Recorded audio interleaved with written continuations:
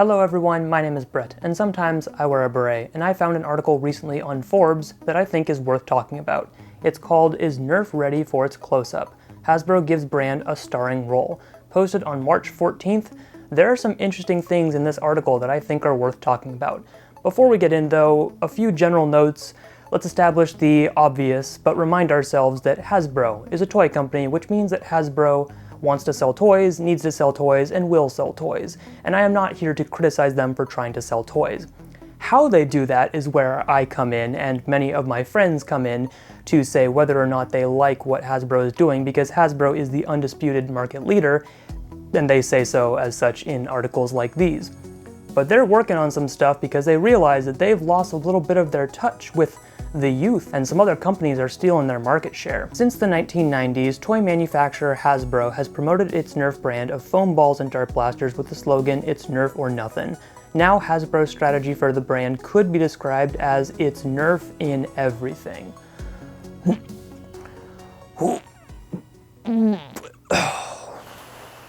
That was 2 sentences in. I hate that. Moving on. As Hasbro seeks to transform itself from manufacturer to multi-dimensional and multimedia powerhouse with 3 operating units, digital, entertainment, and consumer products, Nerf is the perfect brand to test its new business model.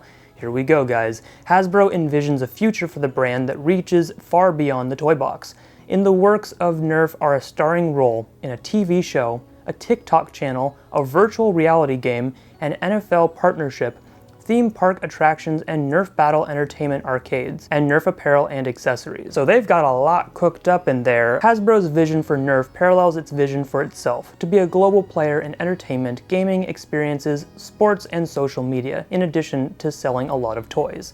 Hasbro invested heavily in that goal with the $3.8 billion acquisition at the end of 2019 of film, television, music, and live events production company Entertainment One, Ltd., also known by its shorthand nickname E1.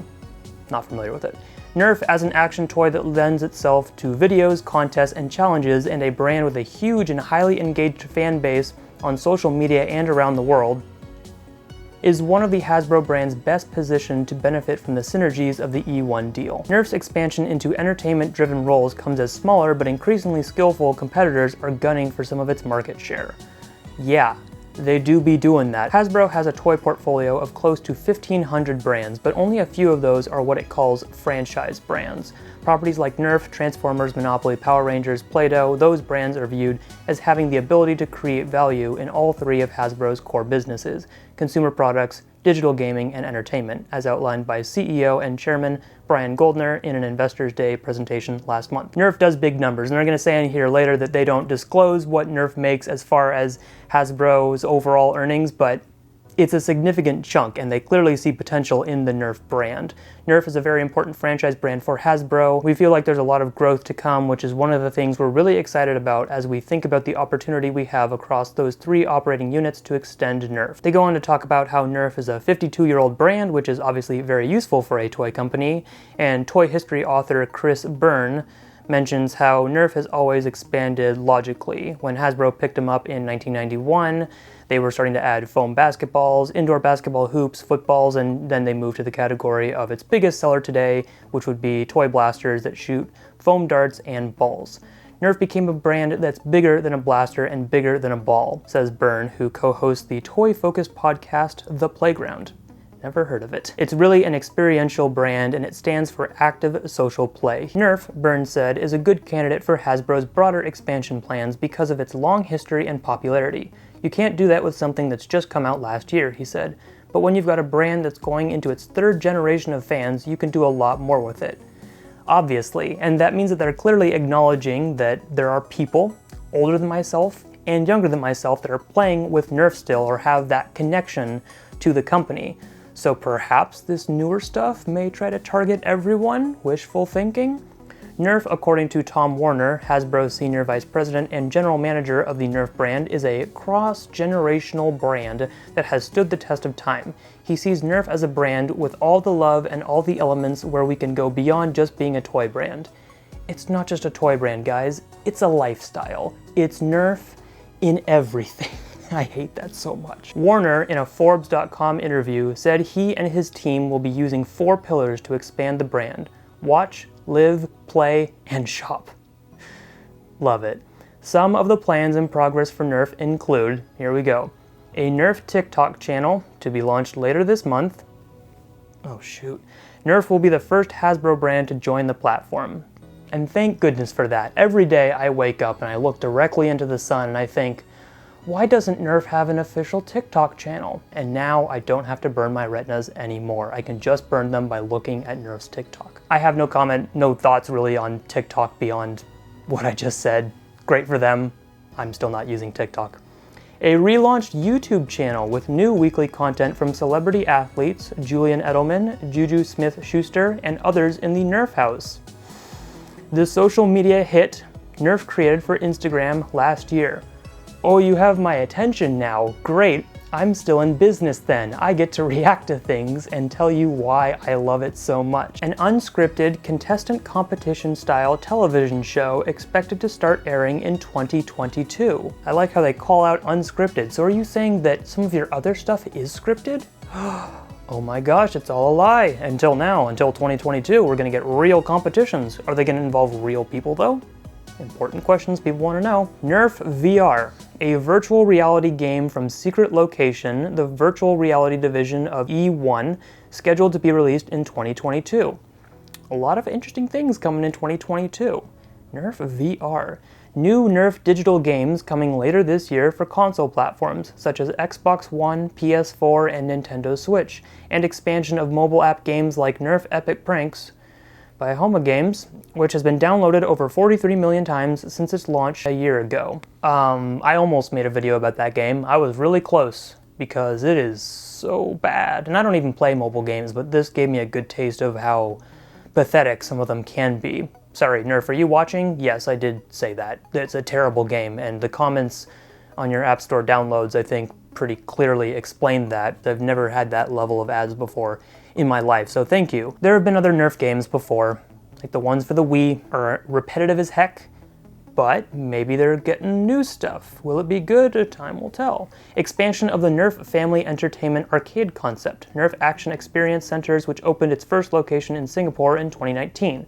2 additional locations in the United Kingdom and 2 in the United States are in the works. Nerf is partnering with a Mexican investment fund to open licensed Hasbro-themed family entertainment centers across Mexico, and the expected fall 2021 opening of the Nerf Island theme park attraction at Beto Carreiro World in Brazil, the largest amusement park in Latin America. So they're definitely going hard on getting more Nerf official places for play open, which is interesting because when you think about other places that have blaster experiences, or I should say, sorry, Detroit Dart Club, you did have those in the past, stupid pandemic, they're definitely seeing the value in places doing that, and they want that to be theirs. They want to own the blasters and the space there, and it's probably some good advertising too when you can have more people come in and just play Nerf. And finally, a licensing partnership with Reebok to put Nerf branding on sneakers. I thought they were gonna do more like clothing styles, you know, Nerf and everything. Stuff that's from Nerf and not overpriced tie-ins, but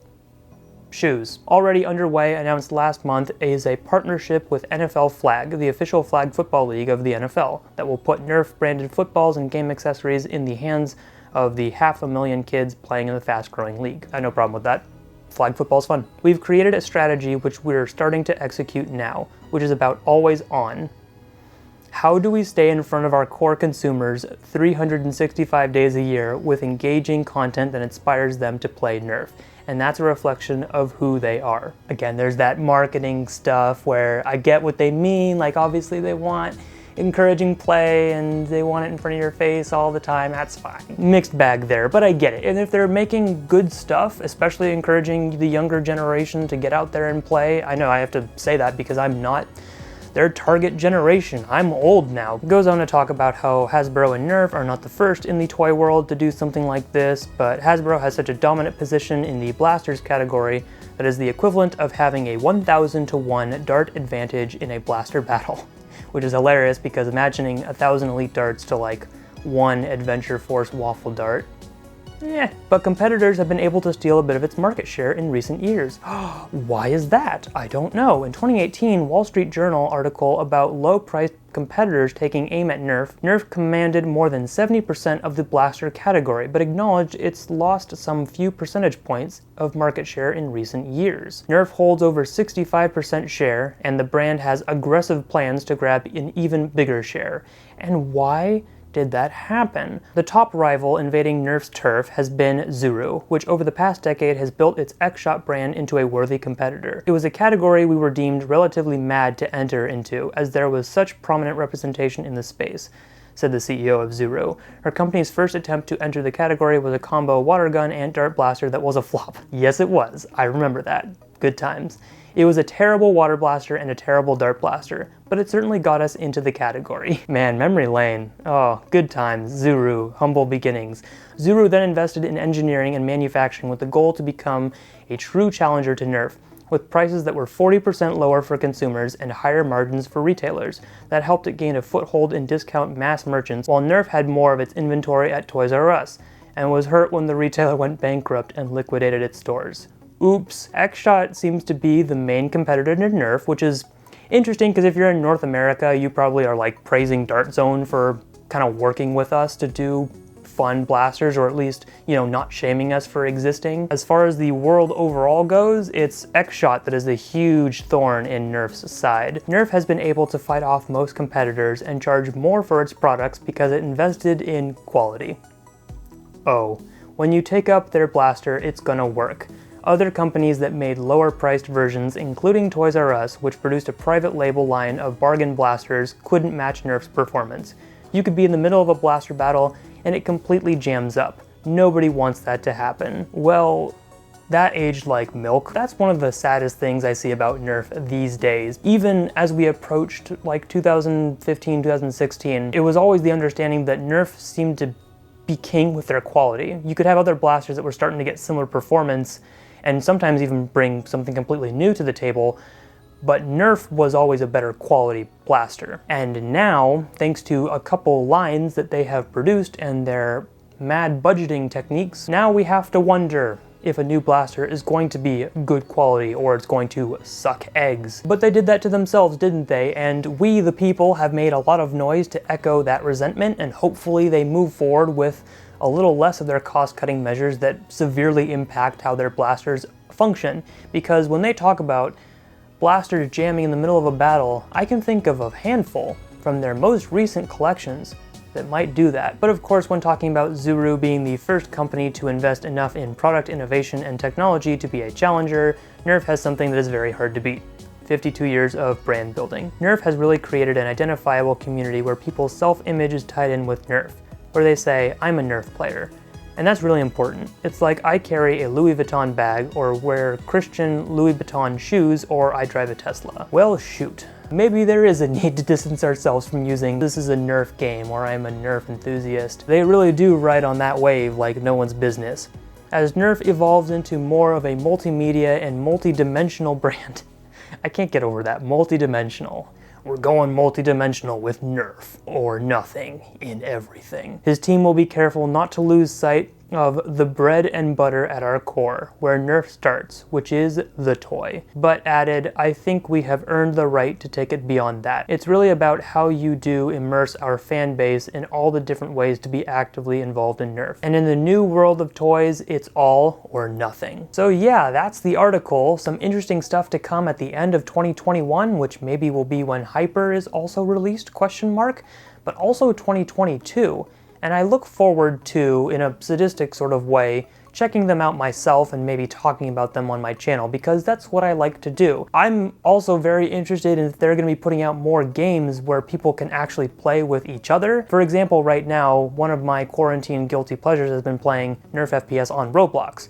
That's designed for a younger audience, yes. However, I have enjoyment in it, and there's obviously a market for games that people of many ages enjoy. And when they point out that Nerf expands over like 3 generations or 3 decades of enthusiasts, you're gonna have people of many different age ranges looking to play stuff. So if they make games that many people can enjoy, then that's gonna be a win for everyone. I'm curious to see what happens, and I'm very curious to hear what you guys have to think, because they wanna make Nerf a lifestyle brand, and they wanna put Nerf in everything, including you, and I don't know how you or I should feel about that. Thank you everyone for watching, and I will see you next time.